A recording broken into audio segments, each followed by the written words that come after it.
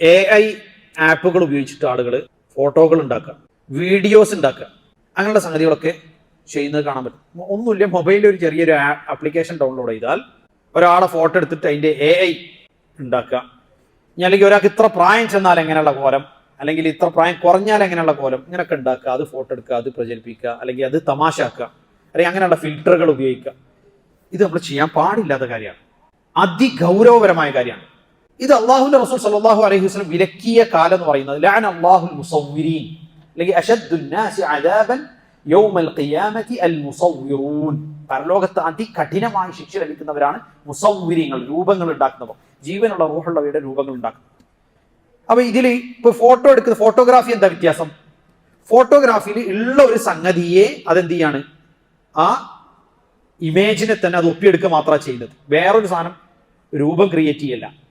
അതുകൊണ്ടാണ് ഒരാളൊരു ചിത്രം വരച്ചതും ഒരാളെ ഒരു എടുത്ത ഫോട്ടോയും തമ്മിൽ രണ്ടും വ്യത്യസ്തമാണ്. ഒന്നിന് വരച്ചതെന്നേ പറയുള്ളൂ, ഒന്ന് ഒരു ഫോട്ടോ എടുത്തതാണ്. കാരണം അത് ആ കാണുന്ന ഇമേജിനെ എങ്ങനെയാണോ പടച്ചവൻ സൃഷ്ടിച്ച ആ രൂപത്തിലുള്ള ഇമേജിനെ അതേ രൂപത്തിൽ നിലനിർത്തുന്നതാണ്, അതാണ് ഫോട്ടോ എന്ന് പറയുന്നത്. അതന്നെ നമുക്ക് അനിവാര്യമല്ലാത്ത കാര്യങ്ങൾക്കൊക്കെ ഒഴിവാക്കുന്നതാണ്, ഹൈർ ഇഷ്കാലില്ലാതിരിക്കാൻ വേണ്ടി. എന്നാൽ ഇതിൽ നമ്മൾ മനസ്സിലാക്കേണ്ടത് മറ്റുള്ള അത് ആപ്ലിക്കേഷൻസ് യൂസ് ചെയ്തിട്ടോ അല്ലാത്ത നിലക്കോ ജീവനുള്ളവയുടെ രൂപങ്ങൾ ഉണ്ടാക്കുക, ആ രൂപങ്ങൾ ഉണ്ടാക്കുന്നത് വിലക്കപ്പെട്ടതാണ്. ഇനി അതിലുള്ള മറ്റൊരു വലിയ സംഗതി, ഒരു മനുഷ്യന്റെ സ്വകാര്യതയുമായി ബന്ധപ്പെട്ട് ഇന്ന് നിലനിൽക്കുന്ന ഏറ്റവും വലിയ വെല്ലുവിളിയാണ് എന്ത്? ഏതൊരാളെ രൂപത്തിലും കോലത്തിലും ശബ്ദത്തിലും സംസാര ശൈലിയിലും വോയിസും ഉണ്ടാക്കാം, വീഡിയോ ഉണ്ടാക്കാം, എല്ലാം ഉണ്ടാക്കാം. ഇപ്പൊ ഞാൻ ഈ സംസാരിക്കുന്ന എൻ്റെ ഇതേ ശബ്ദത്തിൽ എനിക്കൊരു സംസാര ശൈലി ഉണ്ടാവും, നിങ്ങൾക്കൊരു സംസാര ശൈലി ഉണ്ടാവും. എൻ്റെ ഇതേ സംസാര ശൈലിയിൽ ഞാൻ പറയാത്തൊരു കാര്യം ഞാൻ ഇതേപോലെ ഇവിടെ ഇരുന്ന് പറഞ്ഞെന്ന് ഇതേപോലെ വീഡിയോ ഉണ്ടാക്കാൻ പറ്റിയ രൂപത്തിൽ ഇന്ന് വീഡിയോകൾ പുറത്തു വരുന്നുണ്ട്. ഇത് ഗുരുതരമായ സാമൂഹിക പ്രത്യാഘാതങ്ങൾ ഉണ്ടാക്കാം. പക്ഷെ ഈ പ്രത്യാഘാതങ്ങളൊക്കെ ഉണ്ടാകുന്നതിൽ അള്ളാഹുവിന്റെ റസൂൽ സ്വല്ലല്ലാഹു അലൈഹി വസല്ലം പണ്ട് മുതലേ നമുക്കിതിൽ വിലക്ക് ഏർപ്പെടുത്തിയിട്ടുണ്ട്.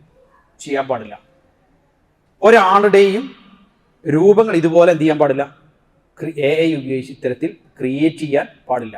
അത് പാടില്ല എന്ന് അന്ന് പറഞ്ഞപ്പോൾ ഇതിന് ഇത്രത്തോളം ദൂരവ്യാപകമായ തലങ്ങളുണ്ട്. അതായത് സാമൂഹികപരമായി നിങ്ങളൊന്ന് ആലോചിച്ച് എത്ര വലിയ ദുൽമായിരിക്കും. ഒരു മനുഷ്യൻ പറയാത്തൊരു കാര്യം, ചെയ്യാത്തൊരു കാര്യം അയാളുടെ അതേ രൂപവും ശബ്ദവും ഒക്കെ വെച്ചിട്ട് അയാളെ വീഡിയോ ഉണ്ടാക്കുക, അങ്ങോട്ട് പുറത്തു വിടുക. എത്ര ഗുരുതരമായ പ്രത്യാഘാതങ്ങൾ ഉണ്ടാക്കും. അത് ഇന്നിപ്പോൾ അതിന്റെ തുടക്കഘട്ടത്തിലാണല്ലോ. ഇനി നാളെ ഏതൊക്കെ രൂപത്തിലേ വരിക എന്നറിയില്ല, അല്ലാഹു അഅലം.